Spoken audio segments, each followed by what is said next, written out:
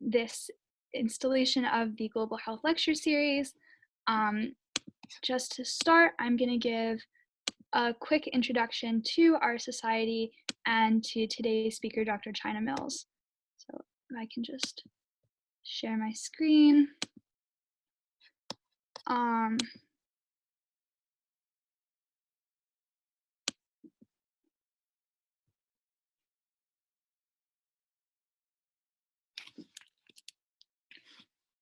So hold on. Sorry, can people see my screen, or is this not working? No, okay. Sorry, bear with me just a moment.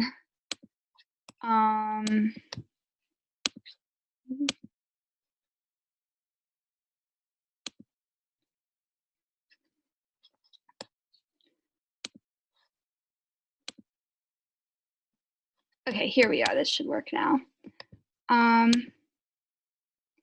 So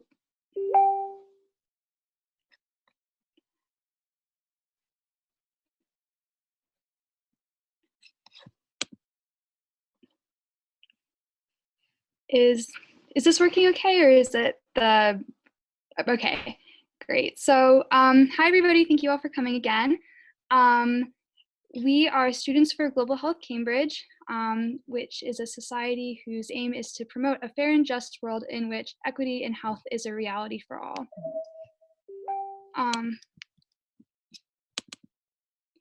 We were founded in October of 2018. The Cambridge branch was founded in October of 2018, I should say, and we're part of an international network of 125 different countries with 1.5 million students worldwide. And our branch at Cambridge has 6 different subcommittees which focus on different topics. As you already know, the Global Health Lecture Series are one branch, but we also have 5 more. Our subcommittees on poverty and health, the WHO simulation, which will run in the summer, the Sexual and Reproductive Health Subcommittee, the Race and Health Subcommittee, and also access to medicines. Just a reminder, this event will be recorded, so we are already asking for people to keep their cameras off just to ensure that the internet runs a bit smoothly, but so it shouldn't be an issue having yourself recorded anyway, but just I guess as a final reminder. Also, if you are interested in viewing this lecture at a later date or referring someone who couldn't make it today to it, we will be posting it on our YouTube channel. Additionally, our other promotional materials can be found on our various social media pages, including our Facebook, Instagram, and our Twitter accounts, where we post more up-to-date information about various events, talks, and initiatives by our various subcommittees. And just as a final reminder, the final installation of the Global Health Lecture Series will happen next week with Sarah Neville, who is a medical reporter with the Financial Times, and it's going to be a really interesting talk, so we hope to see many people there. And unlike today, that talk will be at 7 p.m. So I now hand it over to Dr. Mills, who we are very excited to have today. Okay, thank you so much, Caroline. I'll just hopefully share my screen. Can you see that? Yes. Okay, great. So thank you so much for inviting me. It's a real pleasure and a real honour. And also thank you for being so accommodating time-wise, and thanks for those folks who have perhaps logged in at a different time. I've spent the last 10 months of the pandemic with a new baby, hence the chaos that you can see around me. I should have blurred my background. So thank you for being so accommodating time-wise. Yeah, I'm China Mills. I'm a senior lecturer in public health at City University of London, and I've been doing research into broadly what is called, or what might be called, global mental health for probably over a decade now, which makes me feel quite old. And I also, as part of that, have done work around, for example, suicides and deaths linked to austerity and benefits. And I'm just broadly interested, I suppose, in the way that that certain issues come to be framed as problems, and how those problems get framed as mental health problems, and what that kind of framing does. And so I thought for this session today, I would talk you through quite quickly some of that sort of, not the whole decade of research, but just some of the themes of that work around global mental health. But I'm very happy to talk about other aspects of my research, or my journey into my work, or my positionality. If you're interested in those things, then please, we can talk about them in the discussion. That's absolutely fine. And I should start by mentioning that Caroline, when Caroline invited me, said, would it be possible to include a discussion of the degree to which a capitalist economic system is compatible with truly decolonising global mental health? And that really made me smile, because it quite neatly sums up some of my regrets at calling my book Decolonising Global Mental Health in the first place, because I'm not so sure that it is possible to decolonise global mental health. And that's something that I'm totally also happy to discuss afterwards, and we'll talk a little bit about in this session now. So I'm going to talk to you today about, let's just see if I can get this to move. Yeah, about the way that mental health has come to be framed as global, okay, and some of the implications of that, with a bit more of a focus around coloniality and colonialism.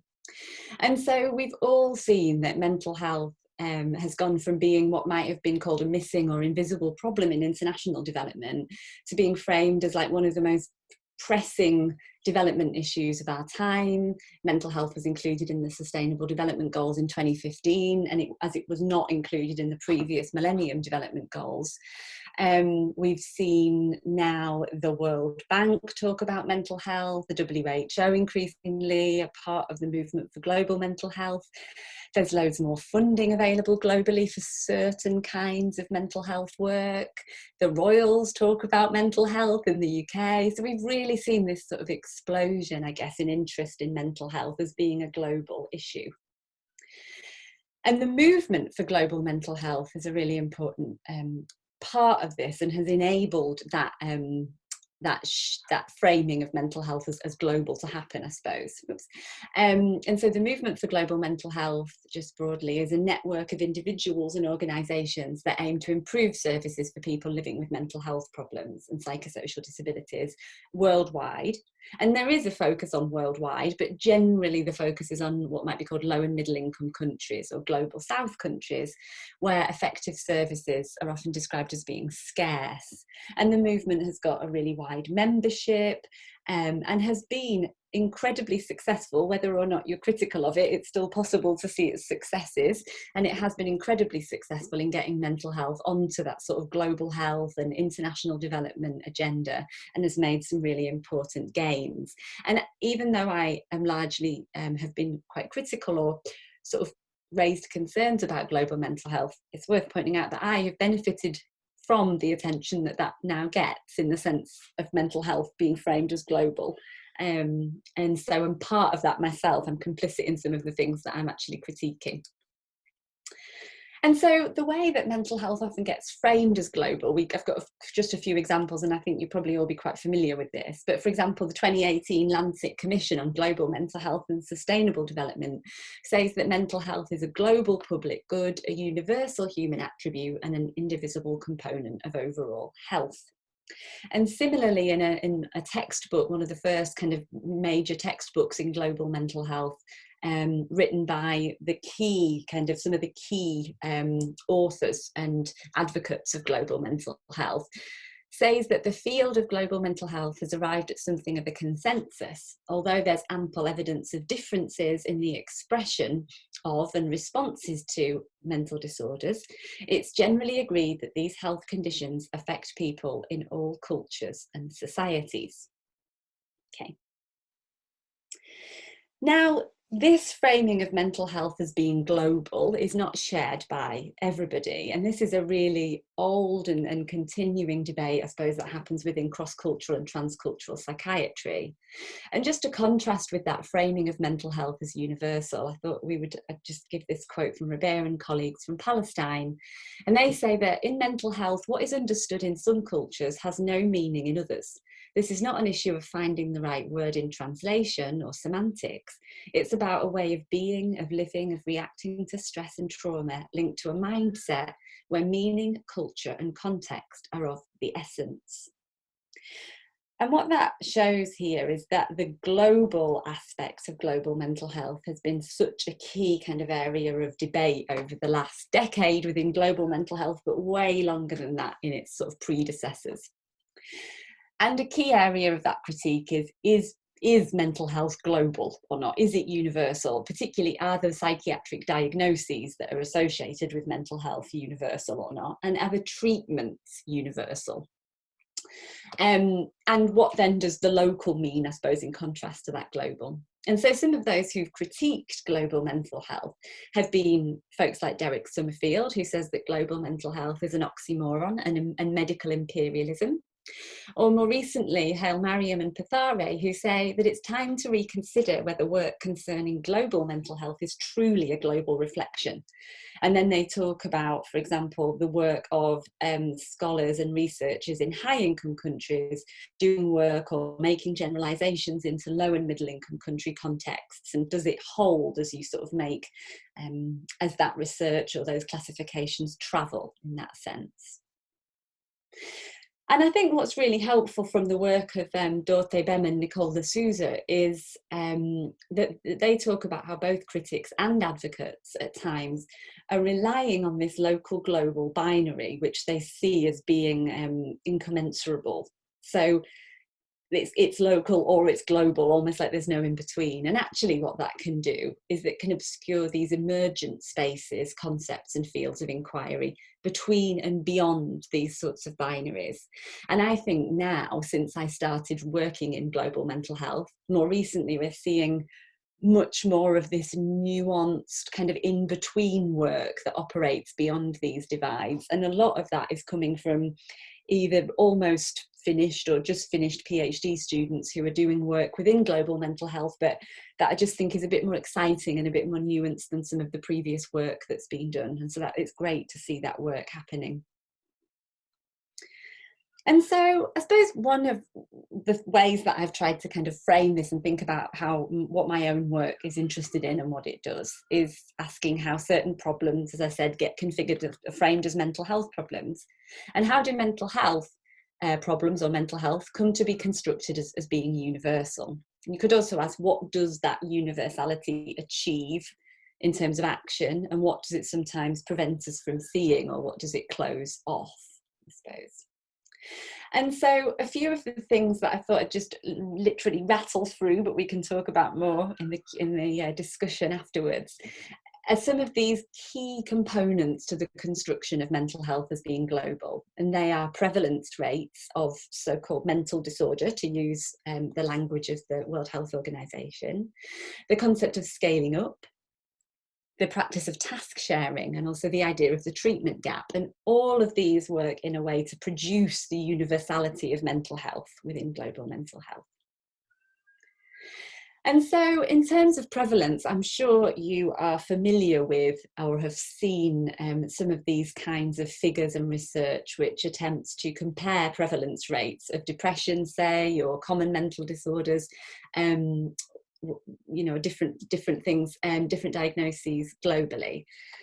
And alongside that, we tend to see messaging, for example, from the World Health Organization that says things like depression is the leading cause of disability worldwide. Alongside that, we get figures, for example, from the WHO that over 650 million people worldwide are estimated to meet diagnostic criteria for common mental disorders like depression and anxiety. And we also get figures around cost, so the cost of mental health. So figures such as mental disorder is costly, estimated in 2010 to cost $2.5 trillion US, and with that cost projected to surge into 2030. And this kind of messaging also often comes alongside the construction or talking about the treatment gap within mental health. And here we see figures from the World Health Organization, such as in 2014, 45% of the world's population lived in a country where there was less than one psychiatrist to serve 100,000 people. Okay, this is a really commonly used message within global mental health. And so we're going to talk about this a little bit throughout this talk. So just as a few questions, I suppose, that we might raise about some of the messaging that we've just seen in terms of thinking about the global prevalence of mental health or mental distress. The contextual nature of mental distress makes some of those calculations of prevalence a little bit problematic, because of course there are people all over the world who experience distress, but the question remains, is it valid to frame that distress through psychiatric categories that largely come from the global north and are largely Eurocentric categories, something we're going to come to in a minute. In terms of scaling up then, based on this idea of a treatment gap, the movement for global mental health aims to close the treatment gap for people living with mental disorders worldwide. And to achieve this, it aims to scale up the coverage of services for mental disorders in all countries, but especially low and middle income countries, and believes that scaling up is the most important priority for global mental health. A key practice to achieve scaling up is the idea of task shifting or task sharing, that interventions can be delivered by people other than mental health professionals across routine care settings, across primary care settings. So, for example, skills that might usually have been attributed to psychiatrists or psychologists, who we've just seen that there aren't many in certain countries, but they're also expensive and training takes quite a long time. Those skills could be transferred to other so-called lower skilled occupational groups.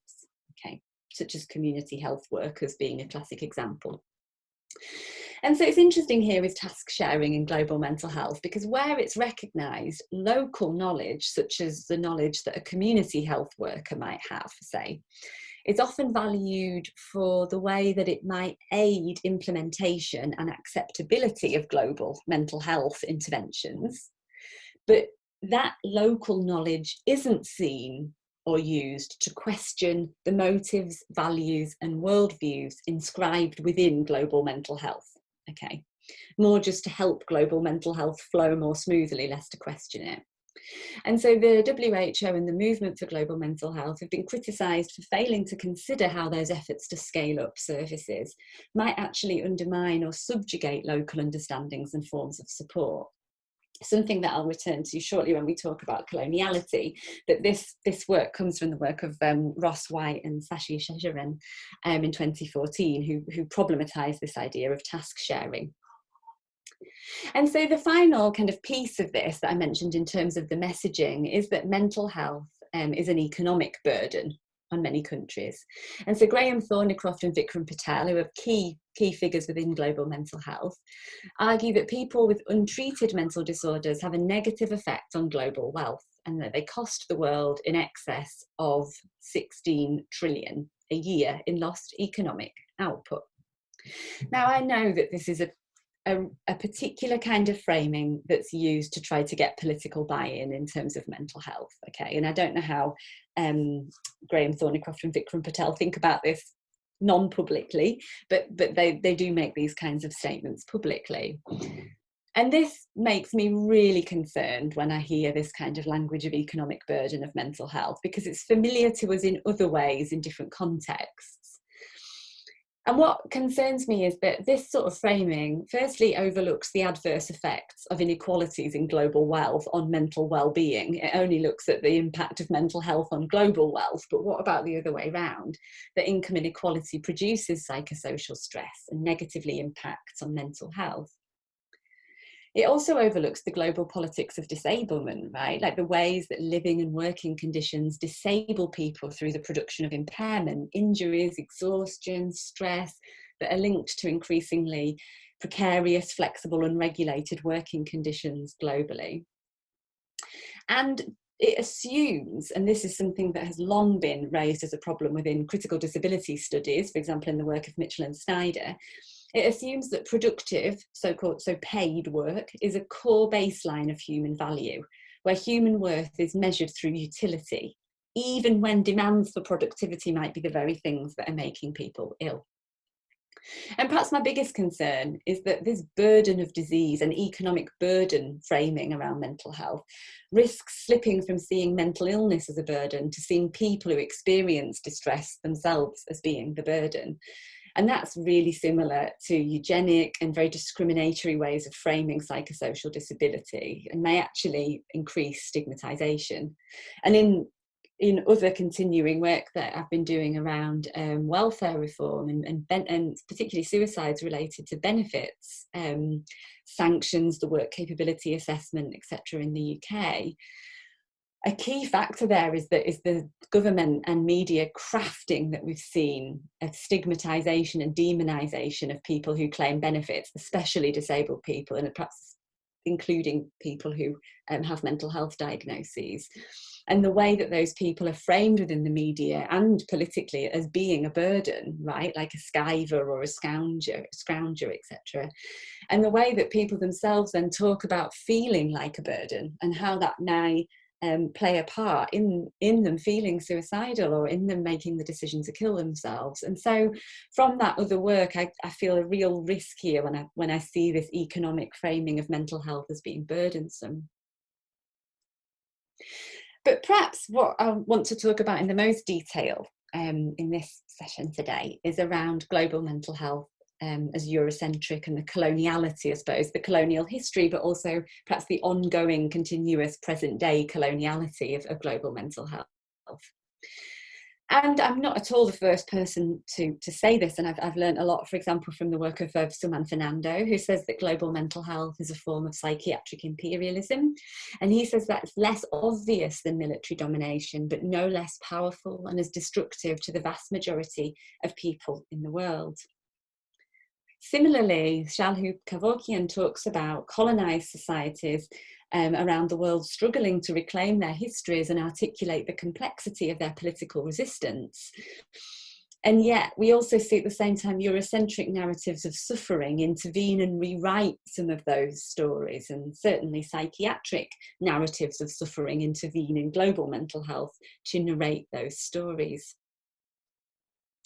Now, I thought it'd be worth just muddying the waters of this a little bit, because the argument or the analysis that global mental health is colonial or may enact coloniality has been really fiercely defended by some of the key advocates of global mental health, one of whom is Vikram Patel in this paper here, Why Mental Health Matters to Global Health. And in the paper, Vikram, quite rightly, I think, in some ways, says that many of the critiques of global mental health remind him of a most virulent brand of cultural relativism, which smacks not only of ignorance of a vast body of scientific evidence, but more disturbingly of the racist ideologies that led one-time colonial administrators to deny mental health care to the so-called natives, because they were either perceived to be psychologically immature or had supernatural treatments to deal with their conditions. So this is one of these interesting things within global mental health, where you've got critiques or critics saying that advocates of global mental health are enacting colonialism, and you've got advocates of global mental health saying it's colonial itself to call global mental health colonial. Okay, so it's like, wow, no wonder this is sometimes global mental health as an area of scholarship and practice and work is quite often described as being quite hostile, and perhaps this gives you an insight into why that might be. And so some of the issues with what Vikram says here is that colonialism then is framed as being a racist denial of mental health care, of which there are examples in colonial history, absolutely, of that happening. But what that does somehow is overlook the institutional racism now of much mental health care, or the role psychiatry played during colonialism in the reframing of resistance, something that we're going to look at shortly. It also misses an enormous literature which shows how coloniality is written into psychiatric and kind of wider psi knowledges and disciplines. As an example of what Vikram Patel was talking about then, it's just interesting. I wanted to talk to you about two different censuses and their different findings. And I think they both illustrate really well some of the issues here around the coloniality of global mental health. So in 1871, the British colonial administration carried out two censuses to compare the rates of what was then called insanity between England and Wales, so the colonisers, and India, which was then a British colony. So findings showed that India had 1/8 the level of insanity in comparison to England and Wales. So far less rates of insanity than England and Wales. And at the time that was explained by a popular belief, the very thing Vikram Patel was talking about in the previous slide, that insanity was a trait that's associated with civilization. And so at the time that colonized people under that understanding couldn't or didn't experience such high rates of insanity. However, that's not the only way that psychiatry and colonialism have operated alongside each other, okay? And so published in 1841, so before the census I just mentioned in India, the USA carried out its first census of the insane. And a pro-slavery interpretation of the findings was that the incidence of mental illness among freed Black people, so people of African heritage who had been enslaved, was 11 times higher than for people who were then currently enslaved, and 6 times higher than for the white population.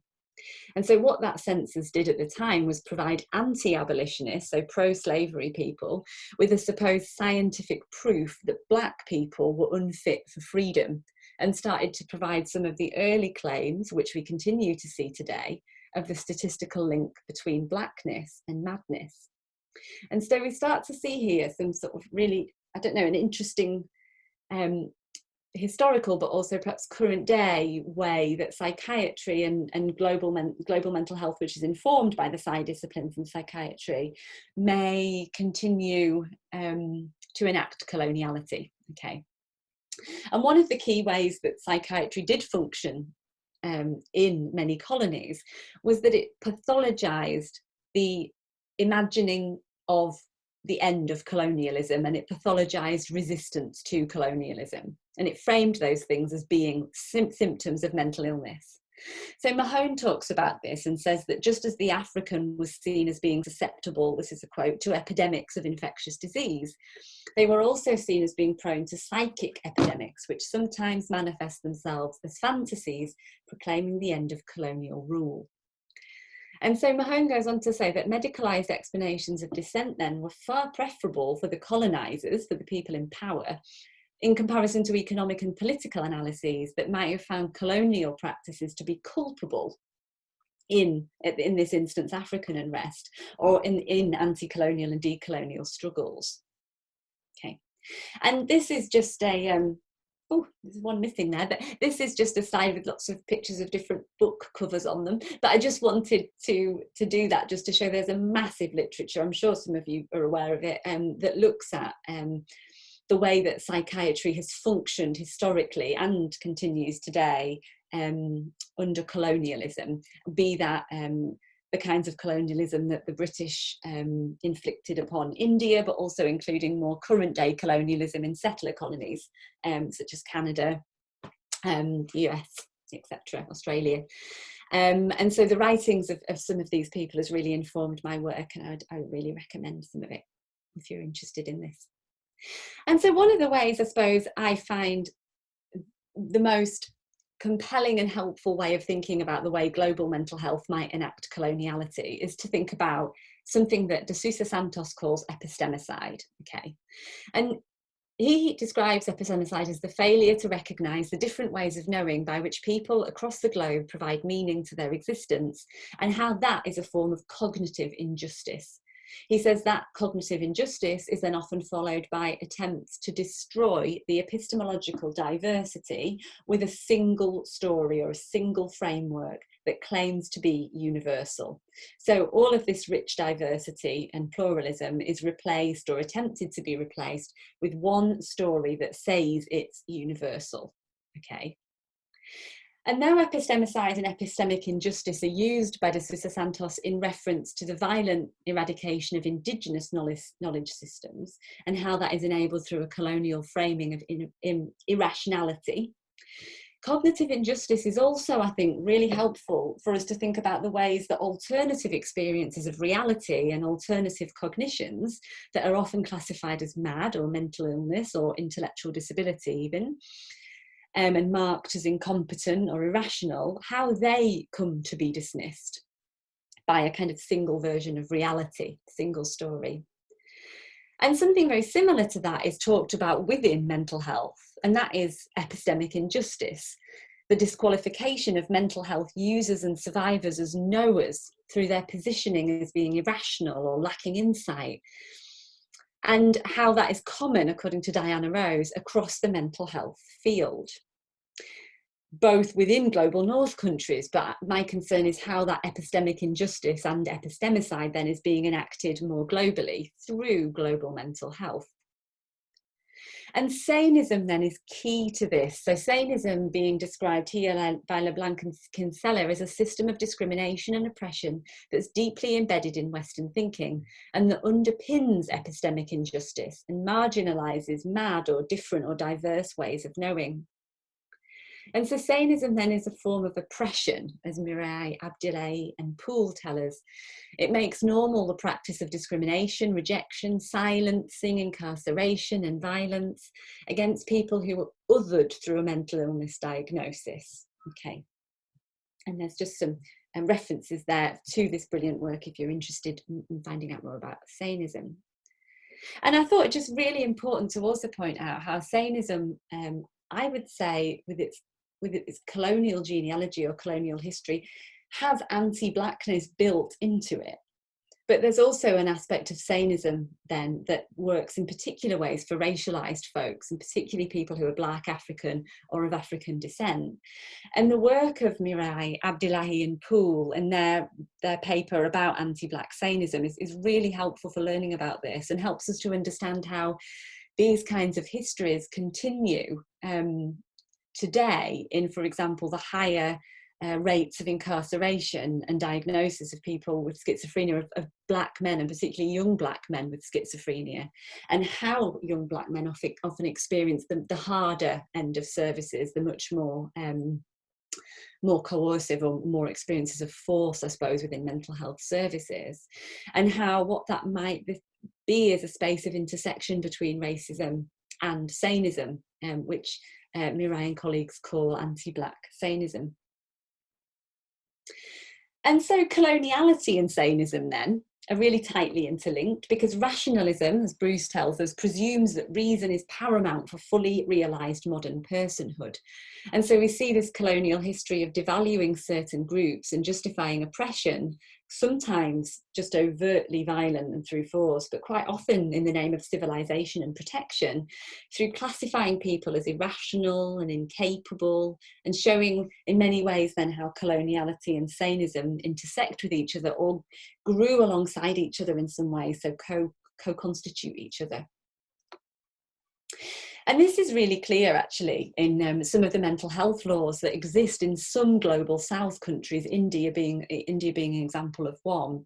And Transforming Communities of Inclusion Asia, who I'm going to talk about in a second, they talk about on their website and in some of their reports how mental health laws in many global South countries are a replica of colonialism and its coercive legal frameworks, and how they passed through the Commonwealth. And I think they raise such an important question here, because they say it's important for us to question the assumption that's been forced on us, they feel, originating from the World Health Organization, that having a mental health law is a sign of modernisation of mental health care. That having such a law is in fact the precondition for providing mental health care, when in fact those laws are often a colonial legacy and may act continued coloniality. And Bhargavi Davar, who runs Bapu Trust, which is a brilliant user survivor mental health organisation in Pune in India, talks about the way that there's a vast landscape of healing. So this pluralism and diversity that we saw De Sousa Santos talking about in some ways, and that these forms of spiritual healing have long existed in India, some of which they're not necessarily to be romanticised. Some of them may be experienced as violent, but there is a whole plethora of different kinds of approaches, I think is the point that Bhargavi Davar is making here. And yet what we're seeing through global mental health, and also what happened in British colonialism in India, was a process of discrediting these more sort of traditional or local healing practices, and the sort of replacement of them with kind of modern side disciplines. And so I thought, I've still got a few slides left, but I thought I'd end, if I can, this session by thinking about some of the key learning that we might take from activism and organising that is currently already happening across the global south. So whenever I end talks that I do, people are often like, yeah, okay, but what do you think we should do? And I'm like, well, the whole problem is that somebody like me shouldn't be the one saying what should happen. There's enough people like me, like white cis women based in the global north, though they're quite often men, making those sorts of decisions about global health and setting the agenda, right? And so instead I'm going to try and show you what some folks in the global south who have created these really interesting cross-border forms of organising and activism, what they would like to see happen according to them. And then do that through 3 declarations that have been written by 3 different groups. I'm going to try and do it quite quickly. So Transforming Communities for Inclusion, who I already mentioned, TCI Asia Pacific, is an organisation of users and survivors of psychiatry, but they also identify as persons with mad identities, identity diversity, and psychosocial disability. Recently, they came up with what they refer to as the Bali Declaration, and they talk about how the medical model through global mental health is blazing its trail through low and middle income countries, but they see that as being a north driving the south phenomena, and that their work is a counter response to that, okay? Especially, they say, when we know by now that the Western model of psychiatry based on colonial practices of isolation and coercion offers little more than medication and is largely, according to them, a failure. So in their Bali Declaration, they talk about how people with psychosocial disabilities have been systematically and pervasively violated and had their human rights violated. They talk about the failure of the current medical model. They talk about the silencing of the voices of people with psychosocial disability and how that's often through state-sanctioned discrimination using incapacity laws. And they say that such concerns aren't just a sporadic occurrence, but they are frequent across and in all parts of Asia Pacific, and they're deeply embedded within legal and social structures and reinforced by colonial historical traditions and national laws. They say that violations in law and practice cannot be addressed by marginally improving mental health systems that perpetuate the denial of human rights, but by adopting a full shift of paradigm. And their way forward of doing that is to take on and adapt the United Nations Convention on the Rights of Persons with Disabilities. Okay, now really similarly, but in a very different context, we see the Latin American Network of Psychosocial Disability. Again, that's a group of activists across 10 countries in Latin America. In their declaration, which is the Declaration of Lima, they say they're a historically discriminated collective group. They demand absolute respect for human rights and denounce the pathologization and medicalization of their diversity.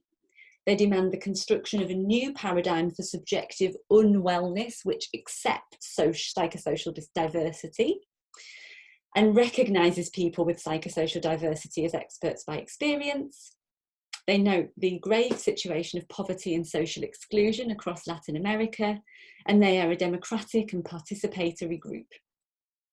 And finally then, the Pan-African Network of People with Psychosocial Disabilities describes itself as being a collective voice to promote and protect the rights and dignity of people with psychosocial disabilities on the African continent. In 2011, they wrote the Cape Town Declaration, and very similar to the other 2 declarations, but preceding them, they say there can be no mental health without the expertise of people with psychosocial disabilities. They want to be listened to and fully participate in decisions. They talk about poverty, human rights violations, and psychosocial disability constantly intersecting and going hand in hand, and that no medicines or sophisticated Western technology can eradicate poverty. And they say that the history of psychiatry, a colonial history, haunts their present within and across Africa. And so I think what's really important is to think about what are some of the key learnings, what do they have in common, these declarations? And I have not done them justice, and they're all available freely online, so please go and have a read of them. They're much longer and much more complex and nuanced than the way that I've just presented them. But what's interesting about them is they all talk about long-standing historical discrimination. They talk about colonialism and coloniality, but they show that the experiences of colonialism for people are different across different contexts and depend on different countries' different experiences of colonialism. They talk about the violence of many psychiatric treatments. They talk about poverty and inequality, the importance of lived experience as expertise, the need for a paradigm shift away from a medical model, and the need for societal transformation, not only individual treatment or support. And I suppose some of that learning, I guess, in terms of thinking about what do you do then and what happens next. I was recently involved in helping to draft a report, which was from the UN Special Rapporteur on the right to physical and mental health, looking at a human rights-based approach to global mental health. And in that, again, this is available just online from the Human Rights Council. But we talked about how actions must be rights-based and think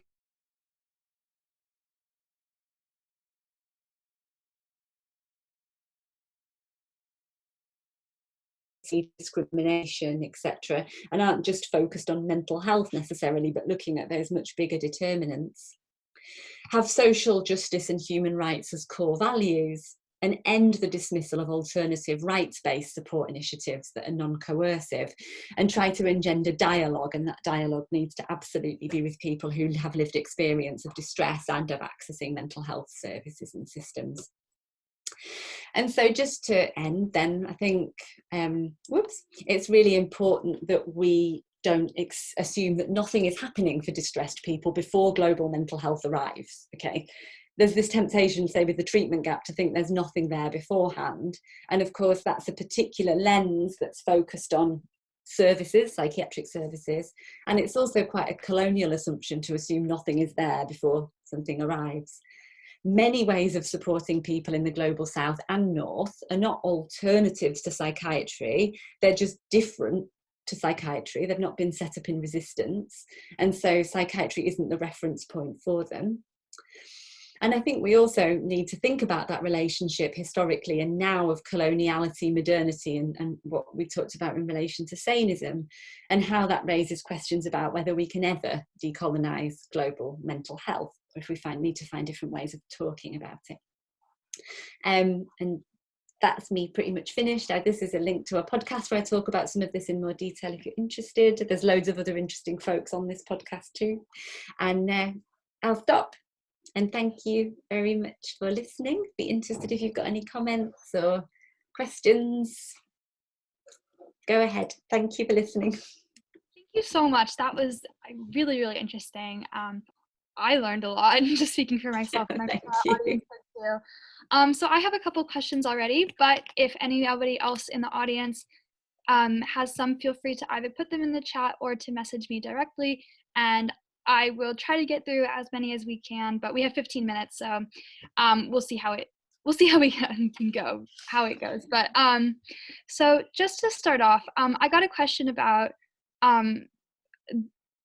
where women fit in particular, because as we know, mental health is an intersectional issue, and a lot of Western psychology is particularly psychology and psychiatry is particularly prejudiced against women. You know, the person who submitted the question mentioned the fact that the word hysteria is derived from the Greek root for uterus. So yeah, how are things different across gender lines, gender and racial lines with regard to coloniality and mental health? That's such an interesting question. And actually, Bhargavi Davar, who I talked about, who is the founder of Bapu Trust in India, talks about gender and mental health and the law and the colonial legacy of mental health law within India. And so please go and find her work, because she's far more of an authority than I am on this, and many others work on this in a much more detailed way than I have.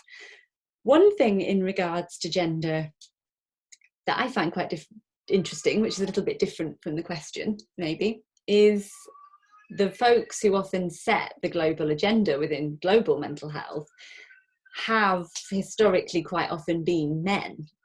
So, you know, when I've done some recent work on the construction of the World Health Organization's mental health gap guidelines, a series of guidelines essentially for making treatment recommendations for mental health in low and middle income countries and globally.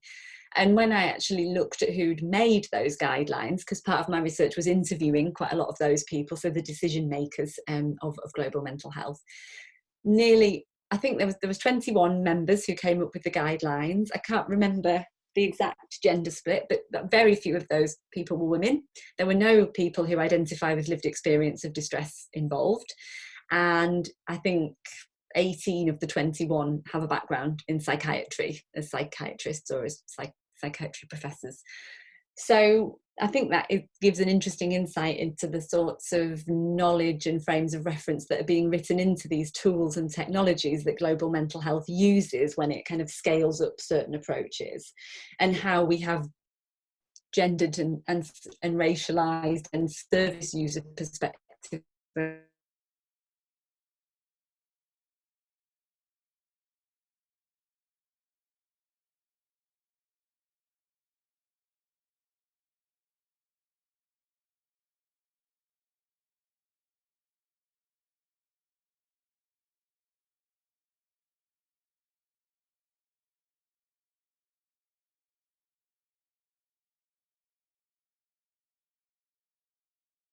texts functions very differently.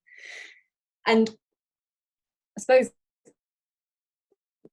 what I find quite interesting is some of the critics of global mental health and of kind of mental health more broadly and over medicalization, etc., there's a whiteness to some of those critiques, because for a lot of Black women, they have struggled to be believed at all and taken seriously in a medical context, and even been able to access medications like antidepressants. Whereas perhaps for white women, that hasn't been the case, and we might be talking about over medicalization in a different sort of way. And so I think this importance of sort of intersections and nuance and the absolute integral element of thinking about gender and race and intersectionality, I suppose, regarding mental health and global mental health is just really important. But yeah, if you are interested in gender and colonialism and mental health, please do read Bhargavi Davar's book. Thank you. We have another question. Toward the beginning of your talk, you mentioned that there is a local and global binary that people often use when thinking about mental health practices. How can we sort of think about an intermediary space? Great question. I think there is some research and work happening around that, I guess, which is really interesting. I mean, one really good example of that would be the declarations that I showed, and the sorts of, I suppose, cross-border, cross-country alliances that are happening amongst people who identify as people with psychosocial disability or as people with lived experience. And so their approach is global to some extent, because some of those alliances, you know, the Transforming Communities for Inclusion, I think, is about 21 different countries across Asia Pacific. The Cape Town Declaration, the organisation PANUSP is an organisation linking people from multiple different countries across Africa. So that's a kind of global response in some ways, but really informed by and led by people who identify quite differently. So some with psychosocial disabilities, some as MAD, some as service users. So I think it's that activism and organising that we can learn an awful lot from in thinking about where are there, how do we move beyond, or where are the spaces in between this sort of local global. And also I really recommend the quote about local global binaries was from the work of Dorothy Bem and Nicole de Souza, and particularly to my knowledge, Dorothy Bem has carried on doing some of that work. For example, she writes about contingent universality, so how the universality of mental health is sort of constructed and held, I guess, and then what happens to it once that sort of ends. And she has done, you know, really quite sustained ethnographic work with some of the decision makers within global mental health. So I think that's another really interesting way of thinking beyond local global, is to understand and take seriously the fact that it isn't just the sort of local mental health approaches that are that use localized knowledge and that are situated, if you like, and contextual. It's also all the decision making that's made by the advocates of global mental health is also situated and draws on particular understandings. All those people bring their positionalities and their trainings and their kind of their framings to that. It's just they happen to have the power to set the global agenda. So I think that's a really important way in kind of thinking beyond that, I suppose, that local global binary.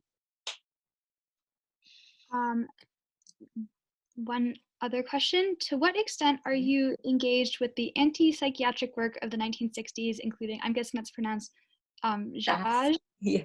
and Lang? Okay. Well, I've read that work, obviously, and I guess it's influenced me in some ways. In fact, I actually had an interview with the late and I think brilliant Bonnie Burstow, who who died very recently and was a brilliant critical voice in terms of mental health and a big proponent of anti-psychiatry. And we had a discussion because I said, I don't think I am anti-psychiatry, and she was very disappointed in me, and I felt bad. I think that work has been really influential. It's also very problematic in some ways. But I suppose one of the things that I find not so helpful for me in terms of thinking about anti-psychiatry in relation to global mental health is that a lot of the other ways of thinking about distress that exist in the world aren't anti-psychiatry, because I suppose I was trying and probably didn't say this very well at the end of the talk, that those alternatives haven't been framed in their difference to psychiatry. They may even pre-exist what we know today as psychiatry. And so instead of focusing on kind of anti-psychiatric writings, I guess I'm interested in resistance to mental health that just comes from its own reference point and doesn't have psychiatry as the reference point, I guess. So it's not anti-psychiatry, it's just a completely different way of understanding the world than psychiatry understands it, I guess. And I think that opens up ways, again, of looking beyond kind of local global divides, and perhaps opens up more discussion that often gets closed down when we kind of talk about anti-psychiatrists or not. And it's often, you know, I'm doing it too here, there's a kind of simplification process in talking about a lot of this. Like I'll say advocates and critics of global mental health, but actually a lot of the advocates of global mental health have critiques of what they're doing. I've spoken to many of them about it and I've learned a lot from them. And a lot of the critics of global mental health, often, you know, they may reproduce some of the coloniality and the power inequalities that I'm also talking about. So yeah, the process of simplification is not very helpful, I think, in that sense. We have 2 more questions. Do you think you have time to answer both, or Oh, okay, I can see them. Wait, that. all right. So the first one, we start with the first one, is how might paradigm shifts occur for mental health treatment when such health is contextual, cultural, and inevitably varies from country to country? Okay. I guess that in itself is a shift, isn't it? To kind of recognise that actually if mental health or health more broadly in many ways is contextual, cultural and varies. I suppose the thing within, I think the paradigm shift that some of the organisations and cross-border networks that I spoke about are asking for is one that isn't rooted in a medical model. Okay, so it doesn't take that as its main reference point. So it isn't about keeping kind of global mental health with its the ways that it might use psychiatric classification, but just sort of adapting them a little bit and making them more locally relevant. I think what they're asking for is something much, much deeper. So a true, you know, not paradigm reform, but a kind of burning down that paradigm and building a different one, or recognizing that others currently exist. And I think that the concept of epistemicide and epistemic injustice is quite helpful to do that, because it is immediately, even by recognizing that there are a whole diverse and plethora of different kinds of ways of understanding what might be called mental health, say in the UK or the US or in Europe, that in itself is a significant shift that moves us beyond thinking how can we kind of adapt Eurocentric constructs and make them a little bit more palatable. It's asking a different question. It's like taking a completely different approach and instead thinking what already exists in these spaces and what can be learned from them, I guess. But of course it could mean that some approaches can never be scaled up and can't be universal in that sense, because they might just have meaning in a particular context. And so there has to be an open mind around that, I guess. And I think instead at the moment there's a tendency to focus only on things that can reproduce universality and can be scaled up, etc. And actually that's where, just quick look at the second question about mental health, is it being considered by NGOs and foreign policies? I think generally the funding tends to exist only where mental health interventions are quite discreet, are perhaps less politicised, and where they kind of can be scaled up or delivered at scale. And perhaps it's a bit more difficult for people to get funding that might look to transform political systems, I guess, that might produce distress in the first place.